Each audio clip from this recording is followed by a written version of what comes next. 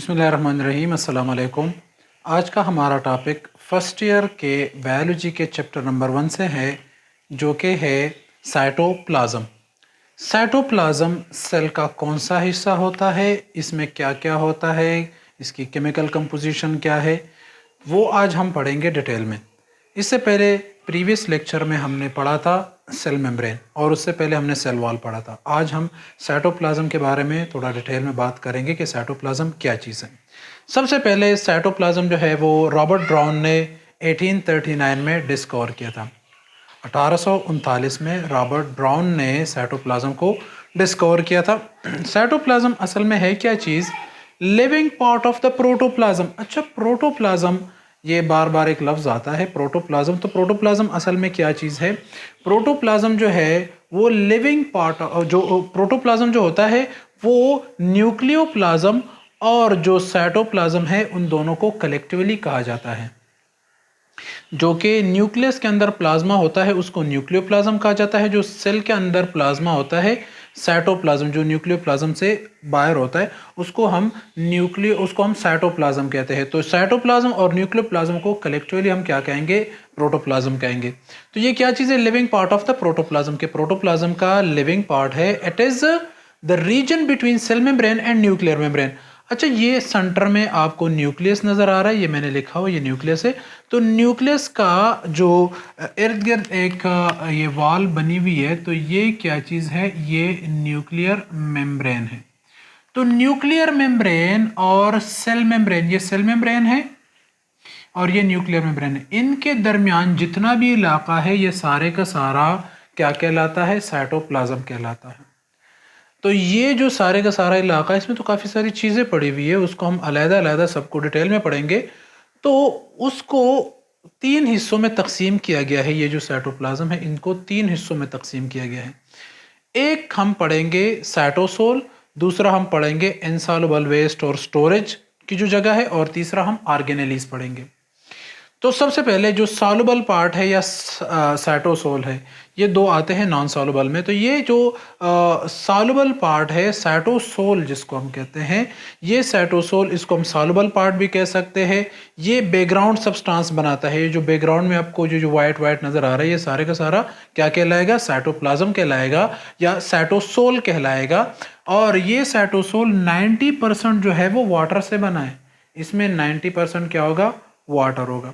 तो सेल का जो प्लाज्मा है और उसमें जो साइटोसोल है वो साइटोसोल 90% वाटर से बना है। अच्छा, वाटर के अलावा क्या चीज़ें हैं? एक इसमें है ट्रू सोल्यूशन और एक इसमें है कोलाइडल सोल्यूशन। सोल्यूशन किसको कहते हैं? एक ग्लास में आपने पानी लिया है, ग्लास में जो पानी लिया हुआ है वो पानी आपके पास सॉल्वेंट है और उसमें आपने चीनी डाल दिया तो आपका सल्यूट हो गया, एक मिक्सचर टाइप बन गया। तो ये जो सॉल्वेंट और सल्यूट को मिलाते हैं तो जो चीज़ बनती है उसको हम सोल्यूशन कहते हैं। क्या कहते हैं उसको? सोल्यूशन।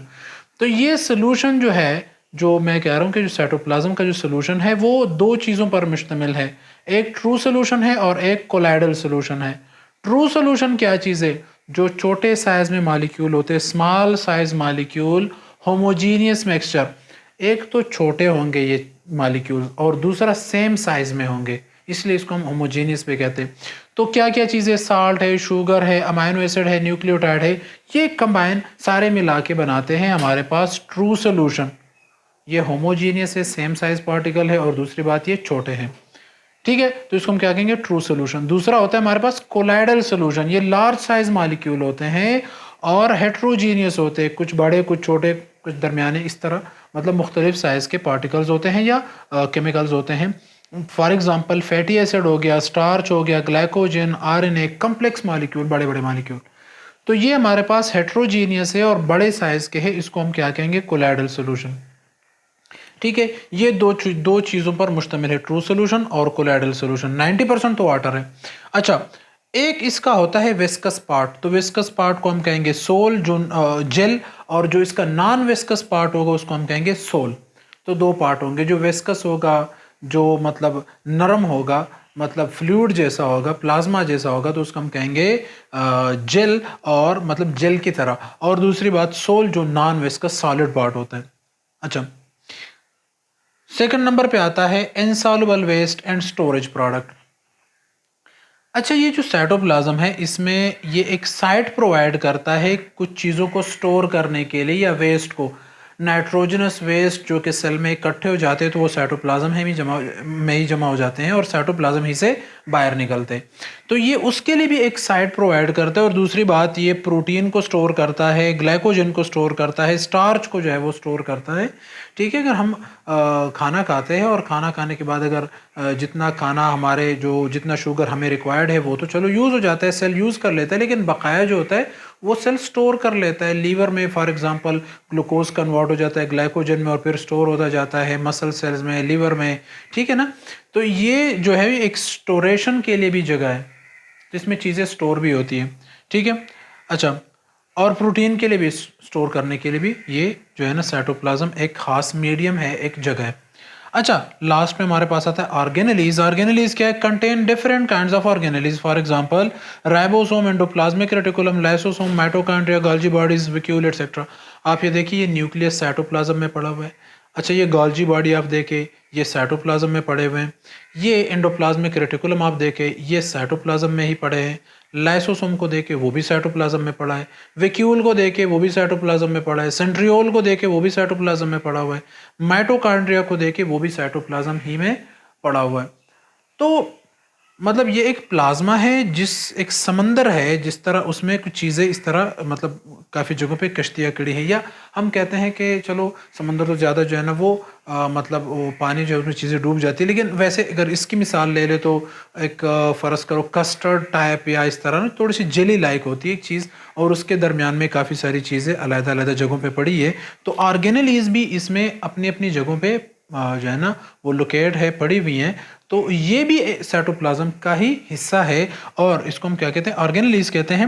یہ آرگینیلیز مختلف جگہوں پہ پڑے ہوئے ہیں اور یہ سائٹوپلازم کا حصہ بناتی ہے۔ تو سائٹوپلازم بیسیکلی کیا ہو گیا کہ سائٹوسول ہے، انسالوبل ویسٹ اسٹوریج پروڈکٹس ہے، آرگینیلیز ہے، ان تین چیزوں سے سائٹوپلازم بنا ہوا ہے۔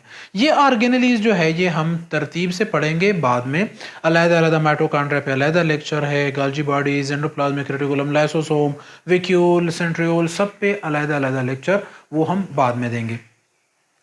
اچھا فنکشن کی طرف آتے ہیں، سائٹوپلازم کا فنکشن کیا ہے؟ تو store house for various substance, for example amino acid, nucleotides. اچھا جو نیوکلیوٹائڈز ہوتے ہیں یا امینو ایسڈ ہوتے ہیں وہ سائٹوپلازم میں اسٹور ہوتے ہیں فردر آگے یوز ہونے کے لیے۔ اور دوسری بات یہ ہے کہ provide site for various metabolic process like گلائکالسس et cetera. اچھا گلوکوز جب انٹر ہوتا ہے سیل میں، اچھا یہ چھوٹے چھوٹے میں نے ڈرا کیے ہوئے یہ رائبوسوم ہے ویسے تو یہ اسکیٹرڈ پڑے ہوئے سائٹوپلازم میں۔ اچھا گلوکوز کو دیکھے، گلوکوز سائٹوپلازم میں انٹر ہو جاتا ہے تو دو حصوں میں کنورٹ ہو جاتا ہے، پائرویک ایسڈ، پائرویک ایسڈ۔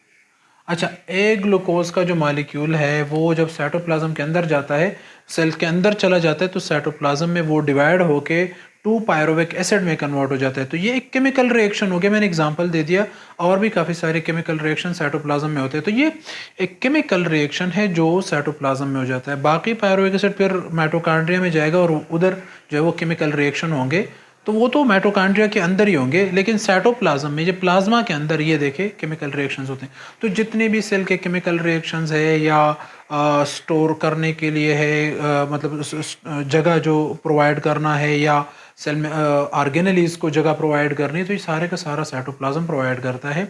سائٹوپلازم کا ٹاپک جو ہے وہ صرف یہی تک تھا، آگے جا کے ہم انشاءاللہ اور آرگینیلیز انڈوپلازمک ریٹیکولم سے سٹارٹ کریں گے اور بھی آرگینیلیز پڑھیں گے ڈیٹیل میں، جتنے بھی یہ سیل کے اندر میں نے ڈرا کیے کافی سارے، اور اس کے علاوہ بھی کافی سارے آرگینیلیز ہم ڈیٹیل میں پڑھیں گے۔ آج کا ٹاپک یہی پر ختم ہوتا ہے۔ تھینک یو، اللہ حافظ۔